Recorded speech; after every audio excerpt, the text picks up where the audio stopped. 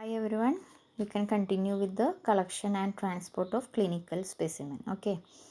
In the last class, we already discussed about specific procedures for the collection of specimens from the skin, respiratory tract as well as gastrointestinal tract, right? In this video, we are going to discuss about specific procedure for the collection of specimen from genital tract, urinary tract, bloodstream, central nervous system and pleural as well as peritoneal cavity. Okay. So we are going to study how the urine can be collected as a specimen for microbiological examination in urinary tract infection. Okay. In suspected urinary tract infection, there are three methods used for the collection of urine, that is midstream urine, catheter sample urine, suprapubic aspirate. These are the three important methods used for the collection of urine as a specimen for the microbiological examination in urinary tract infection. Okay. Then midstream urine collection can be done by avoiding first and the last portion of the urine and subsequent midstream urine collected directly into a sterile container. That is, first and last portion of the urine should be discarded and the subsequent midstream urine collected as a specimen for the culture. Okay. And if a patient has been catheterized, the specimen is collected as catheter sample urine. That is, catheter sample urine means the urine sample collected directly from the catheter. Okay.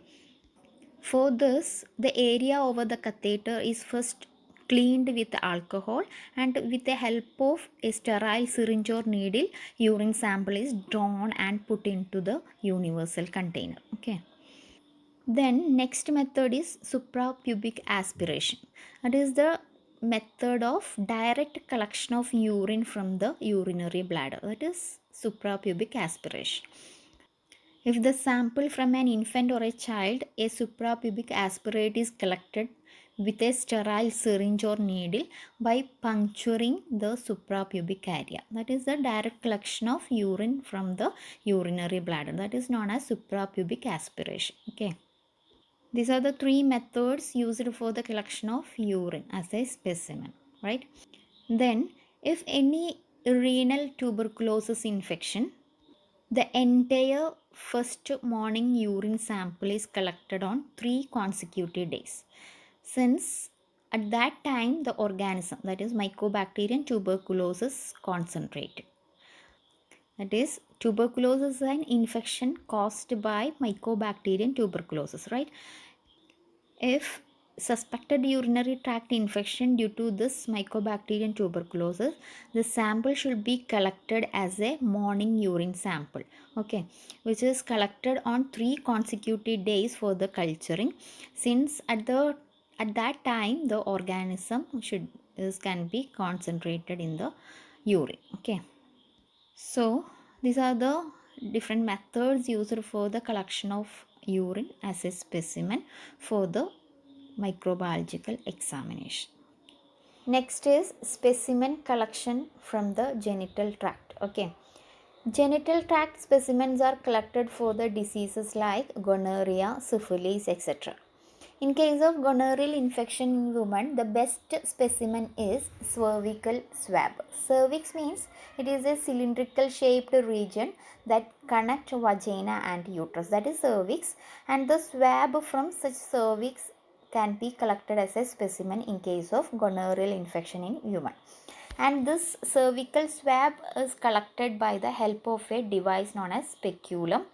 That is, speculum is a device used to examine the vagina as well as for the collection of specimen or sample from the vaginal or cervical region. Okay. And besides this cervical swab, we can collect endocervical exudates as a specimen in case of gonorrheal infection.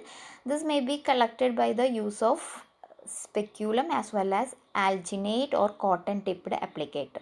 There is another type of device which is used to collect the endocervical exudate, and speculum also used for the collection of endocervical exudates. Okay.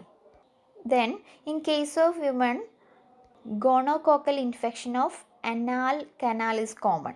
Okay, so specimen should be collected from the anus. This anal canal specimen may be collected by the same applicator or same device, that is alginate or cotton tipped applicator. Okay. Then in special cases, that is in case of children or infants, cervical sample is not indicated. Swabs may be collected from the urethra or vagina. Okay. So in case of infants or children, swabs may be collected from the urethra or vagina. Then, in case of gonococcal infection in men, urethral exudates are collected for microscopy as well as culture, and urogenital swab may be collected for culture in case of asymptomatic patients. That is, in case of asymptomatic gonococcal infection in men, urogenital swab may be collected for the examination. But in case of symptomatic patients, urethral exudates are collected for microscopy as well as culturing. Okay. Then, besides this urethral exudates as well as urogenital swab, we can collect urine as a sample for gonococcal examination. For that, first voided urine may be collected for the examination. Okay. So, these are the important specimens that are collected for the examination of gonococcal infection in men as well as women. Then next is about syphilis. Syphilis is another sexually transmitted disease which is caused by a bacteria known as Treponema pallida. And in case of syphilis, sample or material are collected from the lesions known as canker. Canker is a lesion that are produced during syphilis on the genital areas. So, the specimen or materials are collected from such lesions for microscopy as well as for serological examination. Here we are going to discuss about the specimen collection from the central nervous system. Okay. If there is any bacterial, fungal or protozoal infection in the central nervous system, the specimen of choice is cerebrospinal fluid, that is CSF. The CSF may be collected in case of any bacterial, fungal or protozoal infection in the central nervous system. Okay. And the CSF is collected by a process known as lumbar puncture. Lumbar puncture means it is a method used for the collection of CSF, and it is done by piercing the dural sheath by a needle, and CSF is allowed to drip from it into a sterile container. Dural sheath means it is a outer layer of meninges that surrounds and protect the brain. That is dural sheath. And this dural sheath is pierced by a needle and the CSF from it collected into a sterile container. Okay. And this method is known as lumbar puncture. Okay. And in case of viral infection in the central nervous system, CSF and nose or throat swab may be collected for the cultivation or culturing of the virus. Okay. Next is specimen collection from the bloodstream. Here, aseptic condition should be maintained during the blood collection. That is, proper care should be taken to avoid introducing any organisms into the bloodstream as well as to prevent the contamination of the specimen. So, aseptic condition should be maintained in case of blood collection for preventing the organism introduced into the bloodstream as well as prevent the contamination of the specimen. Okay. For the blood collection, the vein from which blood is to be taken should first be clearly seen distended means of a tourniquet. Tourniquet means is a device used to apply pressure to an area for limiting the flow of blood. That is tourniquet. This device is used to see the vein clearly for the collection of blood. Okay. After applying this device in an area for the blood collection, then the skin overlying the vein is then wiped with the soap and water. After the cleaning with soap and water, it should be cleaned with 70% alcohol and finally wiped with povidone iodine in alcohol. Okay, is for sterilization of the skin before blood collection. First of all, tourniquet applied in the area from which blood should be collected. Then that skin over the vein should be wiped with the soap and water. After that, cleaned with the 70% alcohol. Then finally wiped with the povidone iodine in alcohol. Okay. After this sterilization, the area become dry. The specimen is collected with a dry sterile syringe or needle.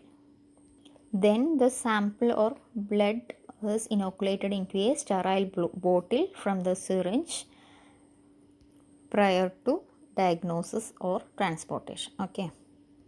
Then we know that each specimen should be collected in sufficient quantity, right? So here the blood should be collected about 1 to 5 ml in case of infants or children, and 7 to 10 ml of blood should be collected in case of adult. Okay, so sufficient amount of specimen or blood should be collected for the diagnosis. Then blood collection should be at the onset of fever, that is at the time of fever the blood collection should be done. Okay, so these are the some points regarding sample collection from the bloodstream. Okay, here we have to study the specimen collection from pleural as well as peritoneal cavity. Okay, pleural cavity means it is the lining of lungs which contain fluid, and peritoneal cavity means it is the lining of abdominal wall which contain fluid. Okay, these cavities and joints are normally sterile. Okay, hence specimens or fluids from these cavities have to be collected are carefully as CSF and blood specimen. That is, blood as well as CSF are normally sterile, so aseptic condition should be maintained during the collection of CSF as well as blood. Like that, these cavities all are also sterile, so aseptic condition should be maintained during the collection of fluids from these cavities and joints. Okay, then acute as well as chronic infection affect these cavities. Acute means short term infection, chronic means long term infection. So acute as well as chronic infection affect these cavities. Example for that, pyogenic as well as tuberculosis. Pyogenic means pus forming infection, so also known as inflammatory infection, right? This inflammatory infection is an acute infection that affect the cavities, as well as chronic infection like tuberculosis also affect the cavities. So during such infections we have to collect the fluids from these cavities and joints for the microbiological examination.